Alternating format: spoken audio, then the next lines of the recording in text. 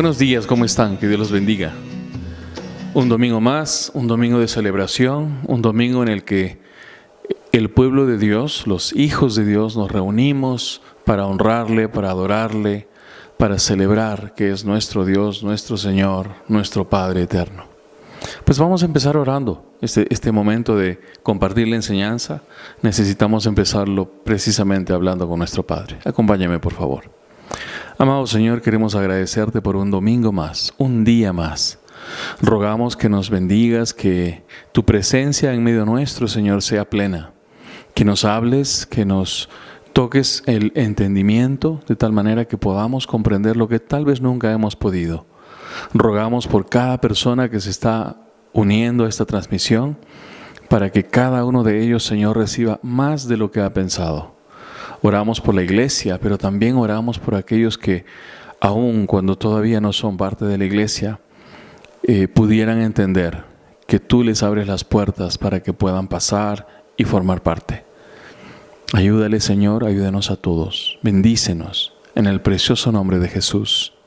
Amén. Pues fidelidad a Dios es el tema de la enseñanza para el día de hoy.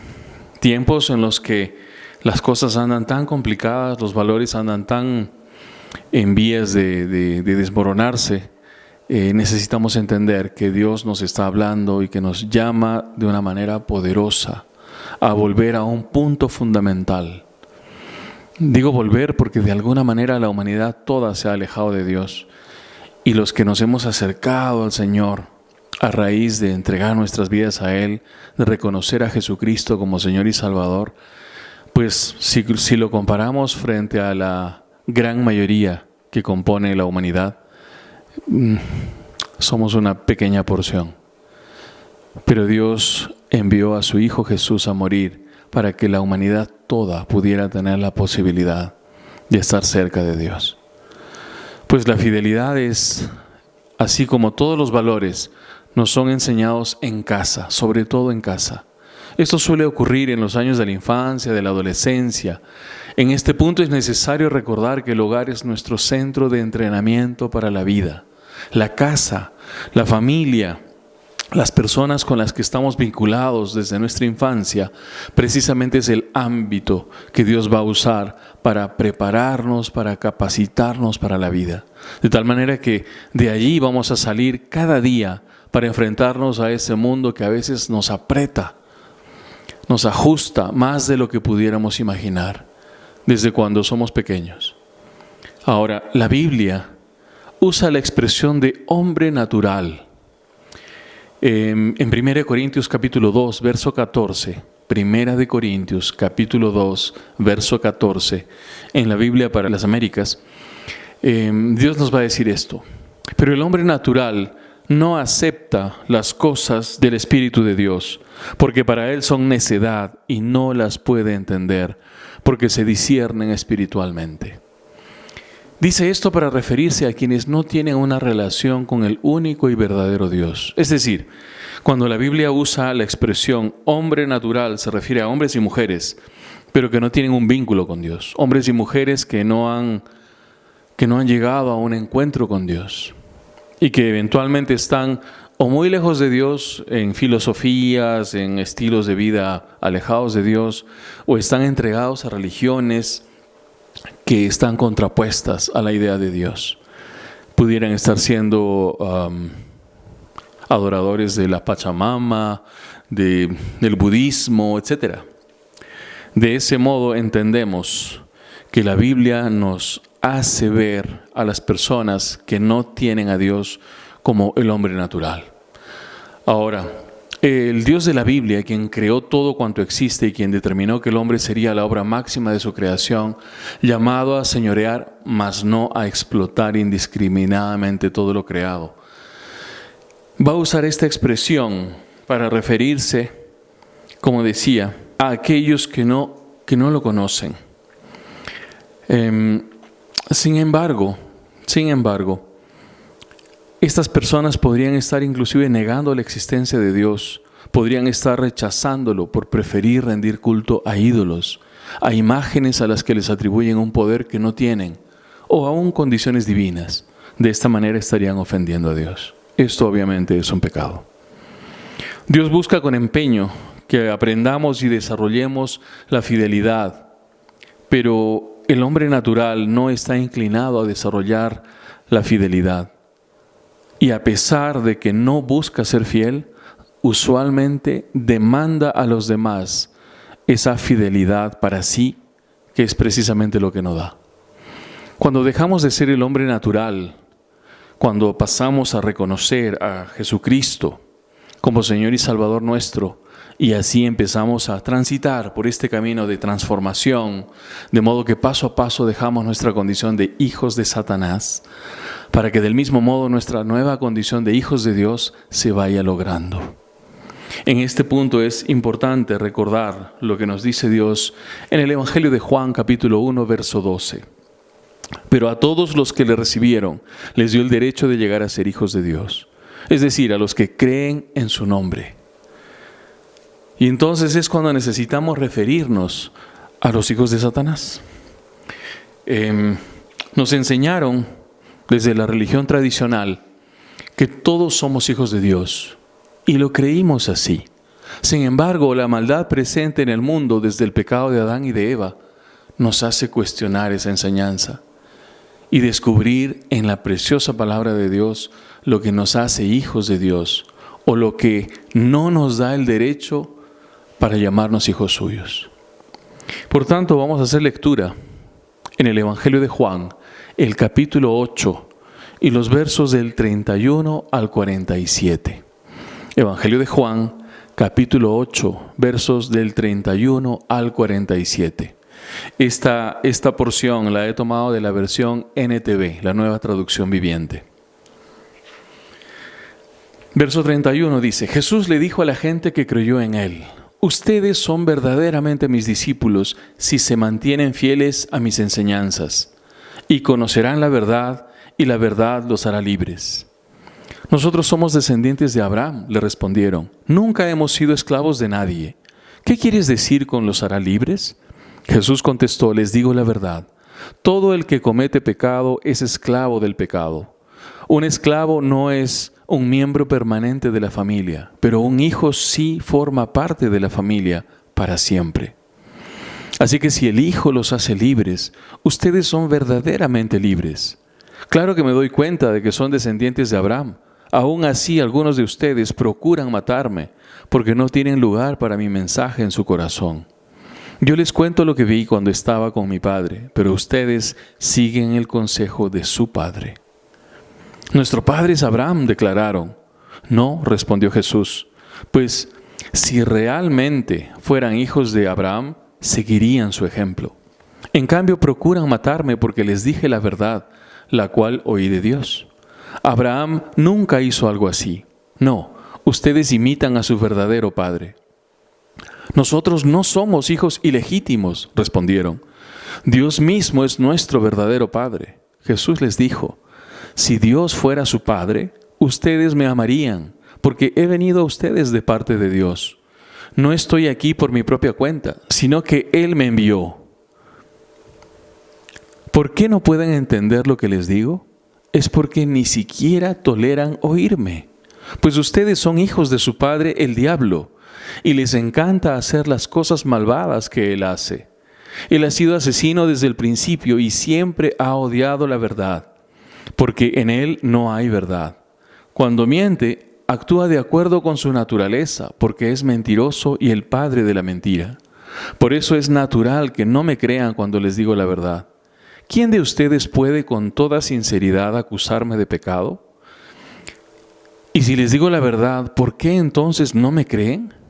Los que pertenecen a Dios escuchan con gusto las palabras de Dios, pero ustedes no las escuchan porque no pertenecen a Dios. Terribles palabras para muchos, ¿no? Podemos ver que el hombre natural es hijo espiritual del enemigo de Dios. Es decir, el hombre natural, el hombre, la mujer natural, son hijos de Satanás. Y que para poder ser adoptados por nuestro Señor y Dios, debe proceder al arrepentimiento y a la confesión de pecados para así poder recibir a Jesús en su corazón como el Mesías enviado por el Padre y luego creer en su nombre, es decir, creer en Él como Salvador para que le sea dado el derecho de llegar a ser hijo de Dios. La fidelidad es uno de los valores más altos que Dios nos enseña, pero que el hombre natural no comprende. El mal que hay en su corazón le impide comprender lo que es la fidelidad y su importancia para la vida. Requiere, por tanto, de haber sido puesto en el camino de la regeneración espiritual, y esto solo podrá ocurrir si esta persona ha procedido al arrepentimiento y a entregar su vida en manos de Dios. Al hombre natural no le es fácil llegar a experimentarla, pues conforme a su naturaleza caída a causa del pecado de Adán y de Eva, tiene la tendencia de dirigirse al pecado para cometerlo, para practicarlo, para seguir separado de Dios. Isaías, en el capítulo 59 y verso 2, va a decir algo importante para nosotros. Isaías 59, 2 dice: pero las iniquidades de ustedes han hecho separación entre ustedes y su Dios, y los pecados le han hecho esconder su rostro para no escucharlos. Mientras siga separado de Dios, no podrá ser escuchado cuando pide a Dios por sus necesidades, cuando clama en aflicción, cuando tiene problemas, cuando necesita dirección. La oración que Dios oye de quien vive separado de Él es aquella que lo lleva a confesarle sus pecados, a pedirle perdón, a pedirle que lo vea con misericordia, a reconocer a Jesús como Mesías. Aquella oración mediante la cual le entrega su vida, prometiéndole vivir conforme a su santa voluntad, obedeciendo sus órdenes en todo aspecto de la vida. Esa oración es la que Dios escucha de quien está alejado de Él.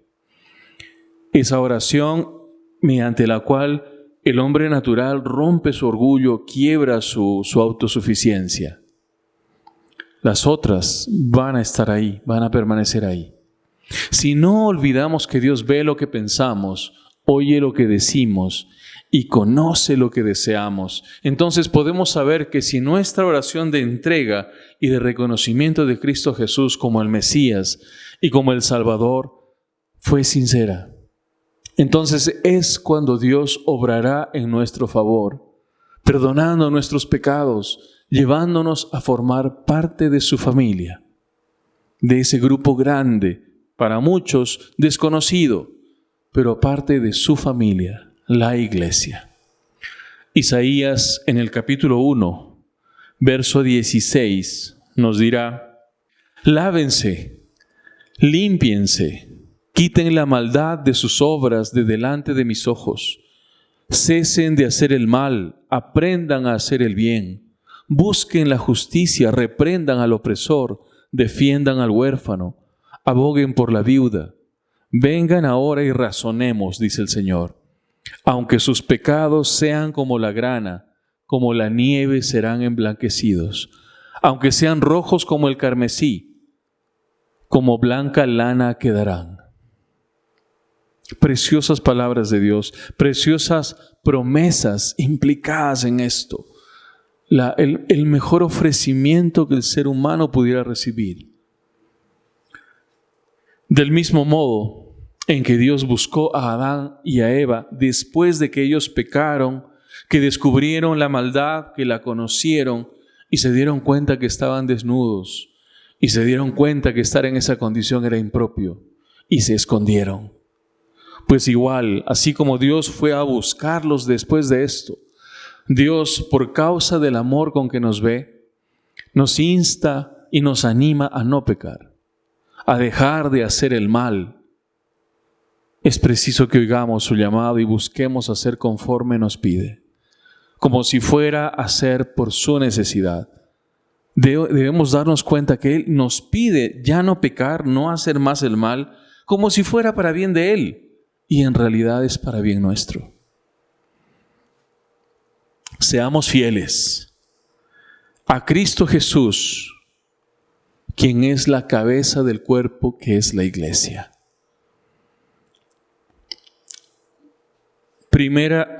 Colosenses capítulo 1, verso 18, nos dirá lo siguiente. Cristo también es la cabeza de la iglesia, la cual es su cuerpo. Él es el principio supremo sobre todos los que se levantan de los muertos. Así que Él es el primero en todo. Primera de Tesalonicenses capítulo 5, verso 24 nos dirá, Dios hará que esto suceda porque aquel que los llama es fiel. Y entonces necesitamos ser fieles a Cristo como primera cosa, a Cristo Jesús. Pero ahora, en segundo término, necesitamos ser fieles a su palabra, la cual se cumple precisamente porque Él es fiel. Números capítulo 23, verso 19 nos dirá lo siguiente. Números 23, verso 19 dice, Dios no es un hombre, por lo tanto no miente. Él no es humano, por lo tanto no cambia de parecer. ¿Acaso alguna vez habló sin actuar? ¿Alguna vez prometió sin cumplir? Esta es la razón por la que necesitamos ser fieles a su palabra, y su palabra está toda en la Biblia. La Biblia es la palabra de Dios. La Biblia está completa. Dios nos ha revelado en ella todo cuanto Él determinó decirnos, todo cuanto Él entendió y quiso revelarnos. Por tanto, necesitamos ser fieles a su palabra. Los hijos de Dios no tenemos ninguna otra fuente de autoridad. No hay ningún otro libro escrito aparte de la Biblia que tenga la dimensión de la Biblia, que tenga el nivel autoritativo de la Biblia. Dios nos habla a través de su palabra. Sí, también puede hablarnos a través de sueños, de visiones, revelaciones que Dios da. A través de una conversación, a través de un tiempo de oración, cuando le cantamos y le adoramos y le alabamos. Sí, Dios puede hablarnos. Pero sobre todo va a usar su palabra, la cual está escrita y está completa, no le falta nada. La gente que no conoce a Dios, la gente que no conoce su palabra, cree que a la Biblia le falta algo. Algunos hablan de los años de la adolescencia del Señor Jesús, dónde fue y qué hizo y especulan. Pero necesitamos entender, los hijos de Dios y los que quieren serlo, que la palabra de Dios está completa, que Dios nos la dio para que nos oriente, para que nos enseñe, para que nos instruya, para que nos capacite, para que derrumbe argumentos que tenemos en contra, para que nos pueda ayudar a capacitarnos y a estar listos para toda buena obra. Esta es la idea de Dios. También en tercer punto necesitamos ser fieles a Dios, pero también fieles a su entrega por amor en favor de la humanidad. Por tanto, fieles a Cristo Jesús, fieles a su palabra y fieles a su entrega por amor en favor de la humanidad. A pesar de nuestra condición de pecadores, Él nos amó y se entregó por nosotros. Romanos capítulo 5, versos 7 y 8 dirán lo siguiente. Ahora bien, casi nadie se ofrecería a morir por una persona honrada, aunque tal vez alguien podría estar dispuesto a dar su vida por una persona extraordinariamente buena. Pero Dios mostró el gran amor que nos tiene al enviar a Cristo a morir por nosotros cuando todavía éramos pecadores. Es decir, éramos un plan frustrado, éramos un producto malogrado. Estábamos atrapados, enredados en nuestros pecados, en nuestros delitos, en lo peor que habíamos podido producir. Y sin embargo, Dios nos vio, nos amó, vino por nosotros, nos rescató de en medio de todo ese barro podrido en el que estábamos. Y nos sacó y nos lavó y nos puso vestiduras nuevas. Esto hizo Él por nosotros. Más aún, fue a la cruz del Calvario a morir por nosotros. Afirmémonos en nuestra fe en Cristo Jesús cada día, y más cuando ninguno tiene la vida comprada. Esto es algo en lo que tenemos que pensar siempre. No tenemos la vida comprada, no sabemos si viviremos mañana, pasado mañana, el próximo mes. Aunque a veces nos despedimos y decimos hasta el próximo mes, hasta cuando nos veamos otra vez. Cuando ni siquiera estamos 100% seguros de que eso va a ser posible. Los seres humanos somos tan frágiles y tan vulnerables que en cuestión de segundos podríamos dejar nuestro cuerpo material. Los días son malos y avanzando el tiempo, el momento del retorno de nuestro Señor Jesús está más cerca cada vez. Esperemos su retorno estando preparados. Seamos fieles a nuestro Señor y Dios. De ese modo haremos nuestro mejor acto de espera, anhelando, amando su retorno. Y mientras tanto, sirviéndole donde estamos, buscando predicar su palabra a toda criatura de toda lengua y de toda nación, sabiendo que esa es la voluntad de Dios para nosotros, la cual nos la dijo expresamente. Y entonces necesitamos reparar en nuestra fidelidad para con Dios. Que Dios les bendiga, que Dios les ayude en todo esto, que los propósitos de Dios sean plenamente cumplidos en sus vidas, así como en la mía. Buenas tardes.